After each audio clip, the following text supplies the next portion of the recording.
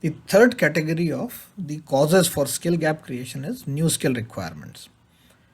And this is when the factory will take up new kind of orders or any work for which there are no existing skills available in the factory.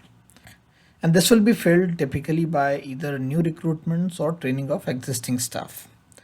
So the first most important part over here is advanced planning of such kind of requirements. How to do that?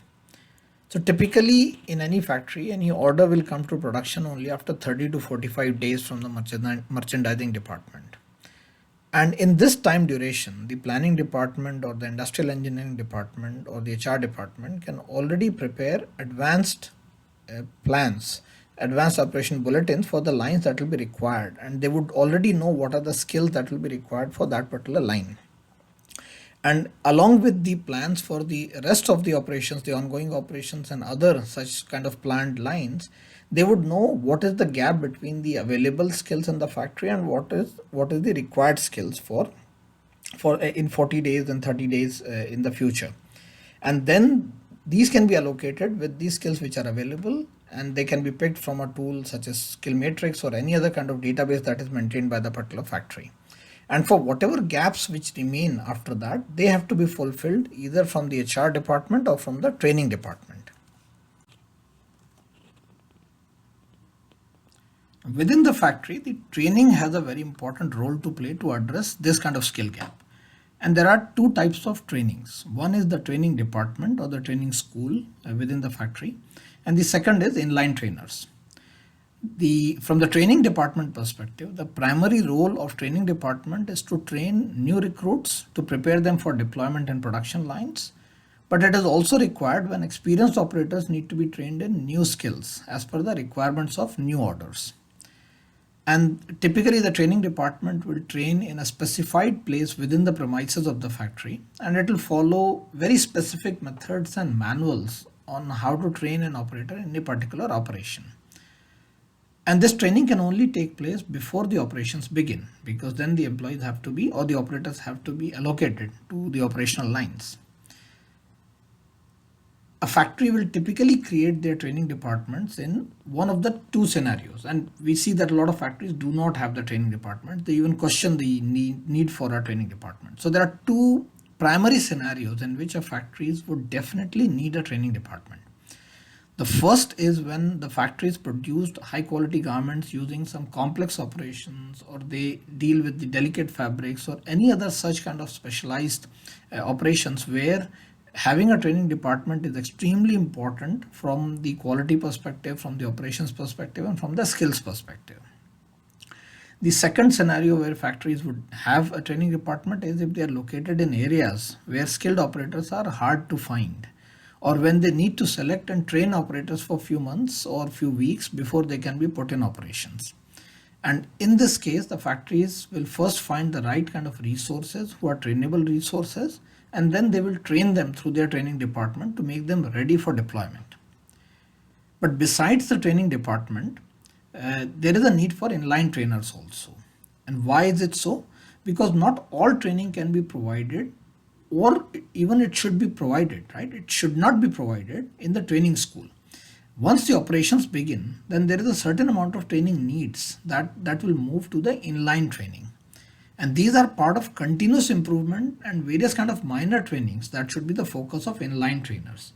So for the inline trainers to constantly observe the operators while they are working, to see their emotions, to see the way they are functioning, and to find those little ways in which they can help them improve their efficiency, or to improve the quality output, or to reduce the other different kind of errors that these operators can make.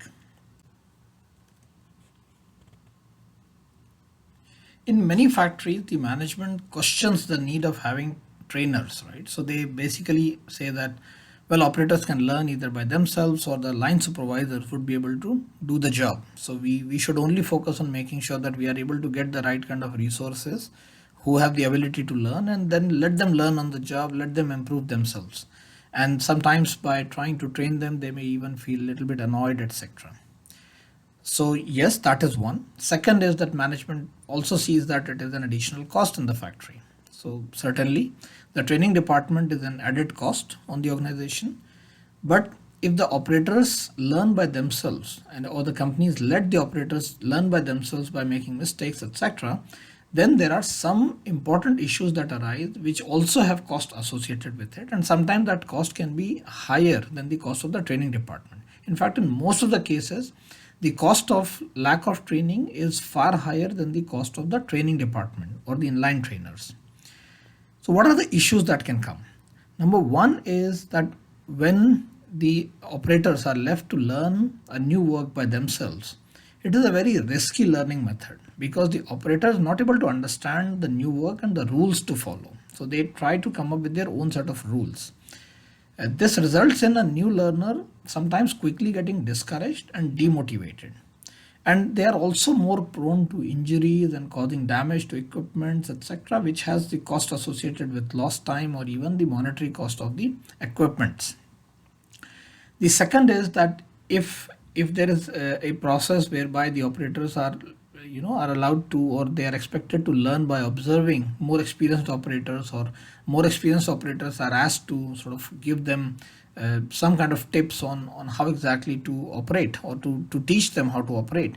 This also generally does not work in most of the factories because the skilled operator who's let's say A grade operator who's been asked to train the newcomers or the juniors on how to improve their efficiency, many times they feel jealous to give away their hard earned knowledge so very easily to someone, right? So they do not, what they do is they do not want to spend time to teach, and they will generally get very annoyed or they will be uncooperative, and that process would not be very productive, and it basically results in the discontentment or both of these operators, both the one who's teaching as well as one who's learning, becoming more and more dissatisfied.